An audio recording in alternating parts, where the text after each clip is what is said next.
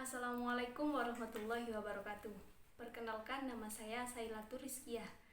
Di sini saya akan menjelaskan pengertian dari fatwa, jurisprudensi, qadha, dan qonun.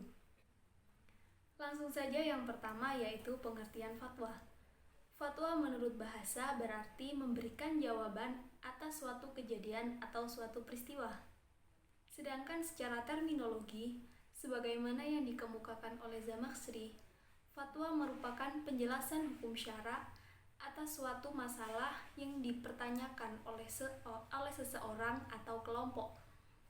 Nah, dalam ilmu usul fikih, fatwa merupakan pendapat yang dikemukakan oleh mujtahid atau faqih sebagai jawaban atas peminta fatwa mengenai suatu perkara yang sifatnya tidak mengikat.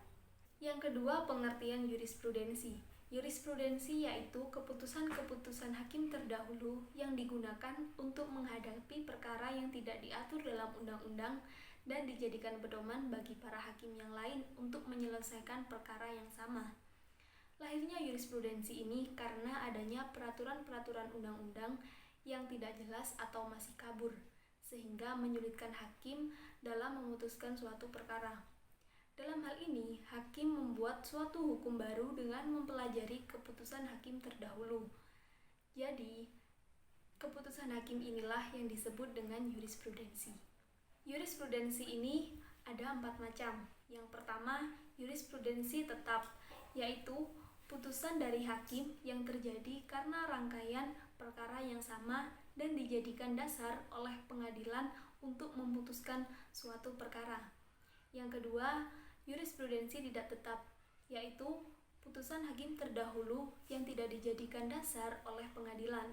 Yang ketiga, jurisprudensi semi yuridis, yaitu penetapan pengadilan yang didasarkan pada permohonan seseorang yang hanya berlaku khusus kepada pemohon saja. Contohnya seperti penetapan status anak. Yang keempat, jurisprudensi administratif, yaitu SEMA, Surat Edaran Mahkamah Agung, yang hanya berlaku secara administratif dan mengikat di lingkup pengadilan itu sendiri. Selanjutnya yang ketiga yaitu pengertian qadha.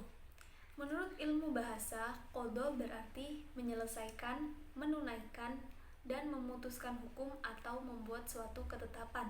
Dapat dikatakan juga arti qadha adalah menyelesaikan perselisihan oleh hakim, dan orang yang melakukannya itu disebut qadhi. Dalam ilmu fikih, qadha berarti lembaga hukum atau perkataan yang harus diikuti yang diucapkan oleh seseorang yang mempunyai wilayah umum untuk menerangkan hukum agama. Nah, dari definisi tersebut dapat diketahui bahwa tugas qadha atau lembaga hukum adalah menampakkan hukum agama, bukan membuat hukum atau sesuatu yang belum ada, karena hukum itu sendiri sudah ada di dalam hal yang dihadapi hakim. Yang terakhir yaitu pengertian qonun. Qonun sendiri dalam Kamus Besar Bahasa Indonesia dikenal dengan nama kanun, yang berarti undang-undang, peraturan, kitab undang-undang, hukum, dan kaidah.